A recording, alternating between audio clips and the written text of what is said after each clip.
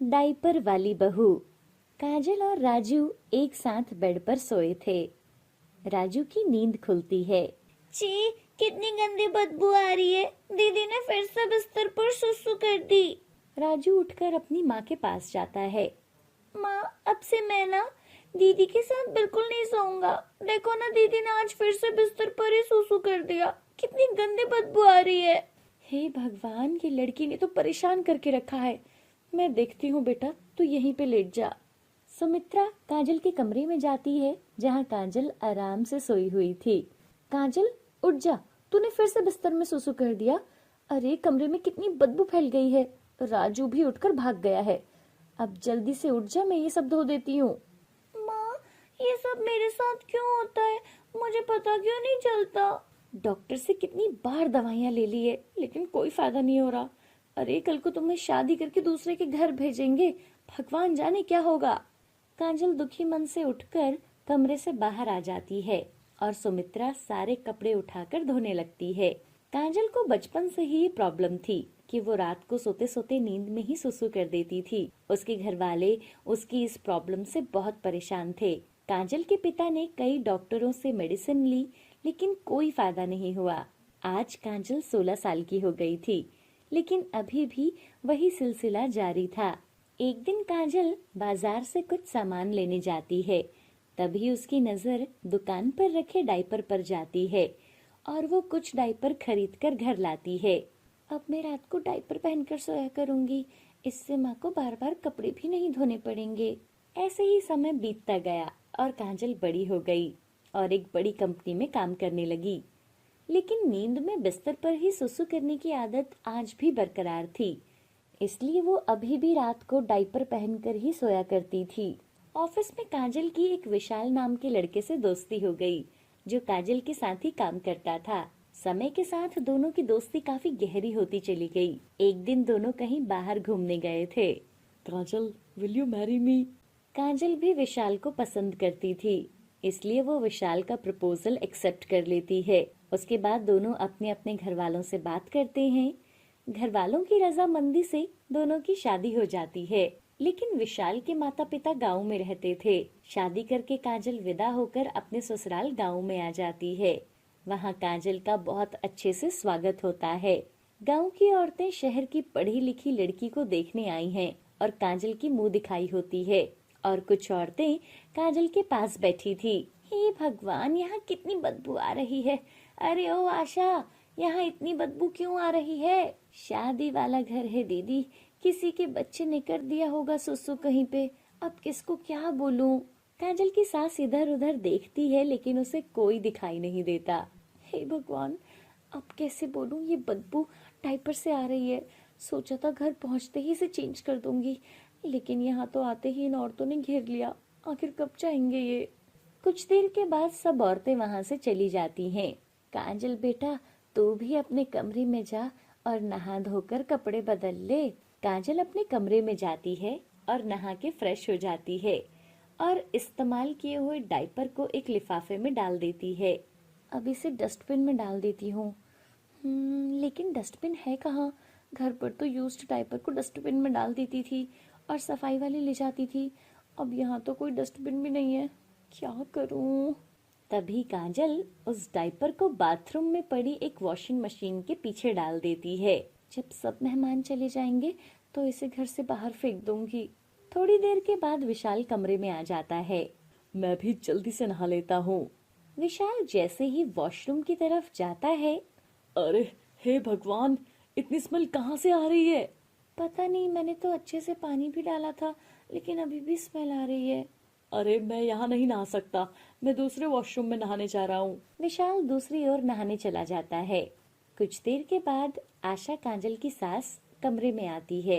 अरे हे भगवान, कमरे में न जाने पेशाब की बदबू कहाँ से आ रही है। लगता है सबने यहीं आकर ही पेशाब कर दिया है।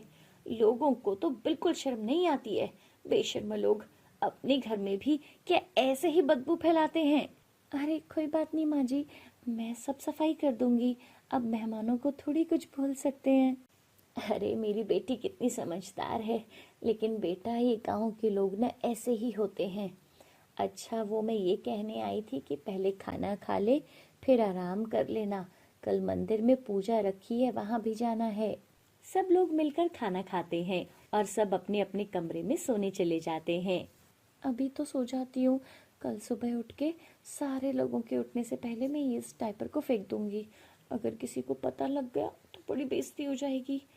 लेकिन रात भर कमरे में तो बहुत बदबू आएगी। विशाल को ठीक से नींद भी नहीं आ रही थी। कैसी बदबू है ये, कमरे तक आ रही है। विशाल अपने कमरे के बाहर सोफे पर सो जाता है। इधर काजल सुबह सुबह 4 बजे का अलार्म लगा लेती है। सुबह 4 बजे जब अलार्म बजा तो काजल की नींद खुली। अब ये डायपर है ना, घर के बाहर फेंक देती हूँ, किसी को कुछ पता नहीं चलेगा। काजल जैसे ही अपने कमरे की लाइट ऑन करती है तभी विशाल कमरे में आ जाता है। अरे वाह काजल, तुम इतनी जल्दी उठ गई। मैं वो बोलने आया ही था कि माँ ना तुम्हें उठाने के लिए बोल रही थी और रसोई में बुला रही है। क्या, माँ जी उठ भी गई? अरे गांव में तो सब जल्दी ही उठते हैं, माँ भी उठ गई है। लेकिन इस गंदी स्मेल में तुम सोई कैसे? ये बदबू तो अभी भी आ रही है। ओह गॉड, अब मैं क्या करूं? डायपर कैसे फेंकूं? अब तो आज का डायपर भी फेंकना है। 2 डायपर इकट्ठा हो गए हैं, बाद में सोचूंगी। चलो अभी नहा लेती हूँ। अरे क्या सोच रही हो? कुछ नहीं, वो मैं नहा लेती हूँ। और काजल नहाने चली जाती है और आज का डायपर भी वो मशीन के पीछे छुपा कर रख देती है और वो तैयार होकर अपने कमरे में बैठ जाती है। आज तो कमरे में कल से भी ज्यादा बदबू आ रही है। अब क्या करूं? विशाल बेचारा तो कल अपने कमरे में भी नहीं सोया, मुझे ही कुछ करना पड़ेगा। तभी काजल की सास कमरे में आती है। हे भगवान, यहाँ तो आज सफाई करवानी होगी। बहू तू तैयार हो गई, विशाल भी तैयार हो गया है, चल मंदिर चलते हैं। उसके बाद सभी गांव के प्राचीन माता के मंदिर में पूजा करने के लिए जाते हैं। वहां से लौटने के बाद काजल अपने कमरे में आती है। अब तो पहले से भी ज्यादा गंदी बदबू आ रही थी। अरे ये क्या हो गया है? कल से घर में बदबू ही बदबू आ रही है, लगता है सफाई वाले को बुलाना पड़ेगा। तभी विशाल अपना नाक बंद करके बाथरूम के अंदर जाता है और सब जगह देखता है। जैसे ही वो मशीन के पीछे देखता है तो उसे वो 2 लिफाफे दिखाई देते हैं। छी, ये किसी ने लगता है गंदे डायपर यहाँ रख दिए हैं। लोग भी न जाने कैसे काम करते हैं। मैं अभी माँ को बोलता हूँ, वो उन्हें यहाँ से उठाकर फेंक देगी। माँ जी क्यों उठाएंगी? तभी काजल को अपनी गलती का एहसास होता है। काजल सोचती है, आखिर कब तक छिपाऊंगी और कितना झूठ बोलूंगी? विशाल, मैंने ना आपसे एक बात छुपाई है। बात छुपाई है? कौन सी बात छुपाई है? वो मुझे बचपन से ही एक बीमारी है या कुछ, मतलब पता नहीं, लेकिन रात को ना नींद में सोए सोए मुझे कुछ पता नहीं चलता और मैं बिस्तर पर ही सुसु कर देती हूँ। जिसकी वजह से अब मुझे रात को हर समय डायपर पहनना पड़ता है। मुझे माफ कर दो, मैंने तुमसे ये सब कुछ छुपाया। अरे काजल, परेशान होने की कोई जरूरत नहीं है। मेरा दोस्त राहुल बहुत अच्छा डॉक्टर है, मैं कल ही तुम्हें उसके पास ले चलूंगा। अगली सुबह विशाल काजल को अपने एक दोस्त के पास ले जाता है। मैंने कुछ दवाइयाँ लिख दी हैं, ये दवाइयाँ लगातार 3 महीने तक लेनी होंगी और ये एकदम ठीक हो जाएंगी। उसके बाद काजल वो दवाइयाँ हर रोज खाना शुरू कर देती है और बहुत जल्द ही उन दवाइयों ने अपना असर दिखाना शुरू कर दिया और काजल अब आम लोगों की तरह हो गई थी। अब उसे डायपर पहनने की जरूरत नहीं पड़ती थी। नई बहू का छोटा पति। शादी वाला घर था, सब लोग बहुत खुश थे। लेकिन तभी एक आदमी आता है, जानवी के पिता से कुछ बात करता है और अचानक से अशोक के चेहरे का रंग बदल जाता है। क्या हुआ जी? कौन था वो आदमी और क्या बोल रहा था? सुषमा, सब बर्बाद हो गया। वो लड़का रोहन घर से भाग गया है और उसने अपने बॉस की पत्नी से शादी कर ली है। ये सब जानवी भी सुन लेती है। जानवी अपने कमरे में बैठकर रोने लगती है। उसे कुछ समझ नहीं आ रहा था कि अचानक उसके साथ ये सब क्या हो गया। जिस लड़के से उसने इतना प्यार किया, आज उसने शादी से 1 दिन पहले धोखा दे दिया। जानवी की माँ उसके पास आती है। बस कर बेटा, अब कितना रोएगी। वो तो अच्छा हुआ शादी से पहले ही वो लड़का किसी और के साथ भाग गया। अगर तुम्हारी शादी हो जाती तो न जाने क्या होता।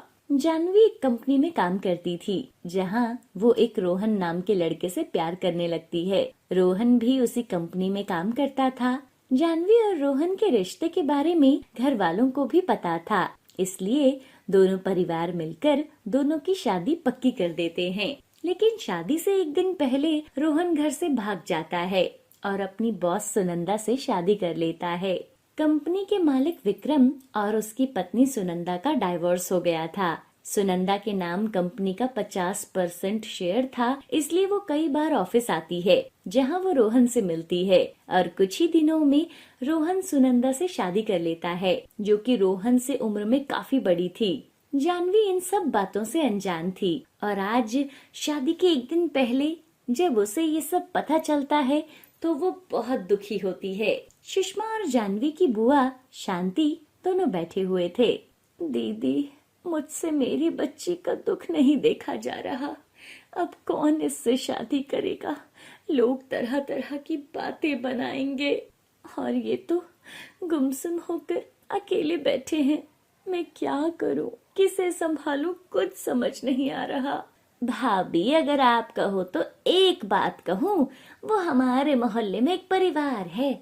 वो लोग बहुत अमीर हैं। वो कब से अपने बेटे के लिए रिश्ता देख रहे हैं, लेकिन कहीं भी बात पक्की नहीं हो पा रही। अगर हम उनसे बात करेंगे तो वो कल के कल ही हमारी जानवी को अपने घर की बहू बना लेंगे। बहुत अच्छे लोग हैं। दीदी, अगर वो मान जाएं तो आप उनसे एक बार बात कर लो। मैं इनको अब इस हालत में नहीं देख सकती। दीदी, लेकिन लड़का जो है ना, वो हाइट में कुछ कम है। 1-2 इंच कम भी हुआ तो कोई बात नहीं। नहीं दीदी, लड़के की हाइट लगभग 4 फुट की है, लेकिन लड़का बहुत अच्छा है, बहुत मेहनती है। वो जानवी को रानी बना कर रखेंगे। बहुत अमीर घर है। हमारी जानवी उस घर में बहुत खुश रहेगी। अरे, मैं तो कहती हूँ रिश्ते के लिए हाँ कह दो। मुझे तो खुद समझ नहीं आ रहा दीदी। तभी वहां जानवी आती है। माँ, मुझे लड़के की कम हाइट से कोई प्रॉब्लम नहीं है। आप पिताजी से बात करो। मैं उनको ऐसे दुखी नहीं देख सकती। सब लोग अशोक से दीपक के बारे में बात करते हैं और अशोक मान जाता है। जानवी की बुआ शांति लड़के के घर जाती है और सारी बात करती है। दीपक की फैमिली वाले भी शादी के लिए हाँ कह देते हैं। अगले दिन दीपक अपने परिवार और कुछ खास रिश्तेदारों के साथ बारात लेकर जानवी के घर आता है। दीपक की हाइट मात्र 4 फुट थी, जिससे देखकर शादी में आए बाकी के लोग तरह तरह की बातें कर रहे थे। जानवी के माँ बाप ये सुनकर भी कुछ नहीं बोलते। अरे, हमने तो सुना था लड़की की लव मैरिज है, इससे क्या ये पौना ही पसंद आया था? अरे, अब क्या बोलो, आजकल की ना लड़कियां भी बस ऐसी ही हैं। जानवी शादी के बाद नई नवेली दुल्हन बनकर दीपक के साथ एक बड़े से घर में गृह प्रवेश करती है। अरे बेटा, तुम्हारे आने से इस घर में कितनी रौनक आ गई है। मैं तो अपना पूरा घर फूलों से सजाना चाहती थी, लेकिन जल्दी जल्दी में बस यही कुछ हो पाया है। जानवी की सास बहुत अच्छी थी। वो जानवी को अपना खानदानी हार देती है। चांद जैसी बहू मिली है मेरे बेटे को। भगवान तुम्हें हमेशा खुश रखे बेटी। माँ, अभी अपनी बहू की नजर भी उतार लो। कब से अपनी बहू की तारीफ करे जा रही हो। फिर सब लोग हंसने लगते हैं। अच्छा दीपक, बहू को अपने कमरे में ले जा बेटा और आराम करो। जानवी का आज ससुराल में पहला दिन था। जानवी, मैं चाहता हूँ हमारी शादी कैसे हालातों में भी हुई हो। वो जो भी था उसने मुझ पर तो उपकार ही किया है, नहीं तो मेरे जैसे कम हाइट वाले लड़के से आप कभी शादी नहीं करती। आप इतनी सुंदर हो, आपसे तो कोई भी शादी करने को तैयार हो जाता। उस लड़के की जगह शायद मैं कभी नहीं ले पाऊंगा, लेकिन मैं पूरी कोशिश करूंगा कि मैं आपको हमेशा खुश रखूं। दीपक की बातें सुनकर जानवी की आंखों में आंसू आ जाते हैं। दीपक जी, अब आप मेरे पति हो, और मैं आपसे शादी करके बहुत खुश हूँ। मुझे इतना अच्छा ससुराल मिला है। माँ जी देखिए मुझसे कितना प्यार करती है। भगवान जो भी करते हैं अच्छा करते हैं। आज इस घर में मुझे जो प्यार और सम्मान मिला है शायद वो और कहीं नहीं मिलता। और दोनों एक दूसरे के गले लगते हैं। कुछ दिनों के बाद जानवी भी अपने दीपक के साथ उसकी कंपनी संभालती है और दोनों मिलकर अपनी कंपनी को आगे बढ़ाते हैं। आज जानवी और दीपक साथ में दोनों बहुत खुश थे। हर इंसान में कोई ना कोई कमी होती है। कुछ कमियां हमें सामने से दिखाई देती हैं, जिसकी वजह से हम उसकी अच्छाई को जानने की कोशिश भी नहीं करते। अगर जानवी दीपक की कम हाइट की वजह से उससे शादी ना करती तो शायद आज उससे वो सारी खुशियां नसीब नहीं होती जिसकी वो आज हकदार है। इधर सुनंदा रोहन से भी डाइवोर्स कर लेती है और वो उसे अपनी लाइफ से दूध में पड़ी मक्खी की तरह निकालकर फेंक देती है। अब रोहन के पास ना तो काम था और ना ही प्यार। कामिनी की शादी एक बड़े और रईस परिवार में हुई थी। कामिनी के मायके वाले बहुत गरीब थे। गरीब घर की बेटी होने के कारण कामिनी ने महंगी सब्जियां नहीं खाई थी और ना ही कभी बनाई थी। लेकिन अब वो शादी करके बड़े घर में आई थी। अब ससुराल में उसे अपनी नई जिम्मेदारियों को निभाना था। कामिनी की दो बड़ी जेठानी बड़ी शौक से तरह तरह के पकवान बनाती थी, इसलिए मीना अपनी दोनों बड़ी बहुओं की खूब प्रशंसा करती थी। एक दिन ससुराल में खास मेहमान आने वाले थे। सुबह होते ही कामिनी की सास ने उसे अपने पास बुलाया। कामिनी, आज मेरी कुछ खास सहेलियां आ रही है। तुम पनीर की सब्जी और साथ में बिरयानी बना लेना। हमारे यहाँ इसे बहुत पसंद किया जाता है। जी मम्मी जी, मैं बना लूंगी। आप कामिनी को बोल रहे हो पनीर और बिरयानी बनाने के लिए? लगता है मम्मी जी भूल गई कि कामिनी किस घर से आई है। वहां पनीर की सब्जी और बिरयानी जैसी महंगी चीजें शायद ही कभी बनी होंगी। क्यों कामिनी दीदी, ठीक कह रही हूँ ना? भाभी, जब कभी दिवाली का त्योहार या फिर किसी मेहमान का घर में आना होता था ना, तब हमारे घर में पनीर की सब्जी जैसे कि शाही पनीर, मटर पनीर, ये ना हम बनाते थे। ऐसी बात नहीं है दीदी। कामिनी की बात सुनकर उसकी जेठानी सुजाता जोर से ठहाका मारकर हंसने लगती है। क्या कहा?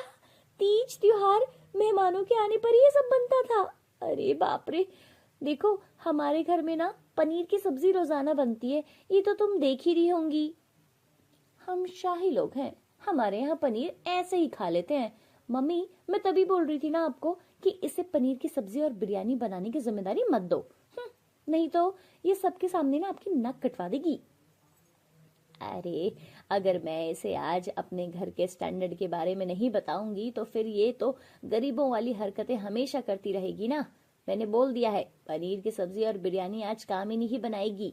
आखिर इसे भी तो पता चले, अमीर खानदान की बहू बनने के बाद वहां के स्टैंडर्ड का खाना भी बनाना पड़ता है। सास और जेठानियों की बातें सुनकर कामिनी थोड़ा सा उदास हो जाती है। उसकी क्या गलती थी अगर वो एक गरीब घर की लड़की थी?